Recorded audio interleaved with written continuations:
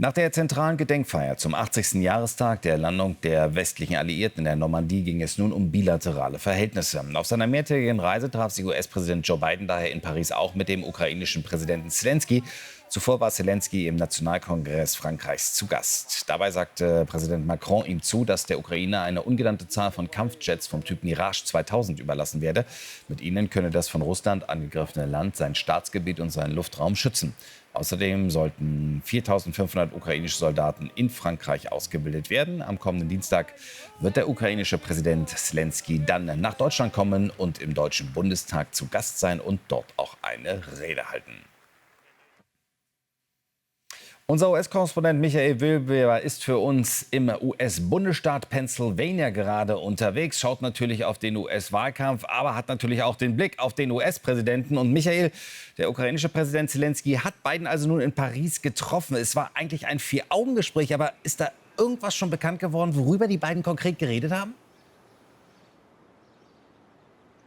Also ich glaube, das Bemerkenswerteste eigentlich war gewesen das Einführungsstatement des amerikanischen Präsidenten, der sich entschuldigt hat beim ukrainischen Präsidenten Zelensky dafür, dass es so lange gedauert hat, dass die amerikanische Hilfe wieder geflossen ist. Und er hat auch ganz klar formuliert, wer schuld ist, nämlich die Republikaner. Die hat er namentlich da ernannt und noch einmal betont, dass die Amerikaner sich nicht aus dem Staub machen werden, sondern sich noch einmal hinter die Lieferungen, hinter die Hilfe gestellt, die offensichtlich ja auch Wirkung zeigt. Es gibt zumindest ja die Berichte aus der Ukraine, dass sich die Front im Norden um Charkow, dass es sich stabilisiert hat. Da kommt deutlich mehr Munition jetzt an und auch die Möglichkeiten, Stellungen der Russen hinter den Linien, hinter der Grenze ins Visier zu nehmen, hat offensichtlich auch geholfen. Aber diese Entschuldigung, das war, glaube ich, schon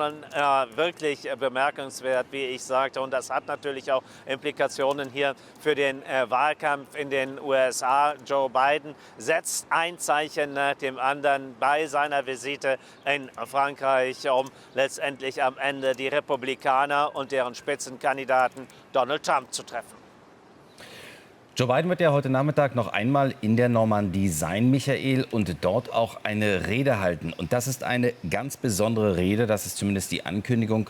Warum ist sie so besonders? Ja, das ist die Rede am Pointe du Hoc. Das ist historisch der Punkt, wo amerikanische Ranger die Klippen hochgekrabbelt sind, 100 Fuß, 30 Meter, und um eine deutsche Stellung, eine entscheidende deutsche Stellung auszuschalten. Und wichtig ist dieser Punkt auch, weil vor 40 Jahren an gleicher Stelle Ronald Reagan eine seiner entscheidendsten Reden gehalten hat. Vielleicht mit die entscheidende neben der am Brandenburger Tor, was seine Außenpolitik betrifft. Die ist in Erinnerung geblieben, wo er sich gegen Russland verwendet hat, damals die Sowjetunion, wo er die Allianz beschworen hat. Und genau das will Joe Biden jetzt dann heute auch tun. Von seinen Beratern ist die angekündigt worden als die Rede eigentlich, die Joe Biden halten wird in Europa. Und er wird den Bogen spannen, noch einmal von dem Kampf in der Normandie bis dem Kampf heute gegen Russland. Damals die Generation hat sozusagen bestanden, die Herausforderungen gemeistert, und jetzt wäre es an unserer Generation, und das wird die Botschaft von Joe Biden sein, die Herausforderungen zu meistern. Das heißt, zusammenzustehen, die Allianz zu stärken, noch mehr tun für die Ukraine. Seine Berater hatten es ja ventiliert. Er will hier, dass sich die Anstrengungen der Partner verdoppeln, die Hilfe also für die Ukraine. Es wird also die große außenpolitische Rede von Joe Biden sein.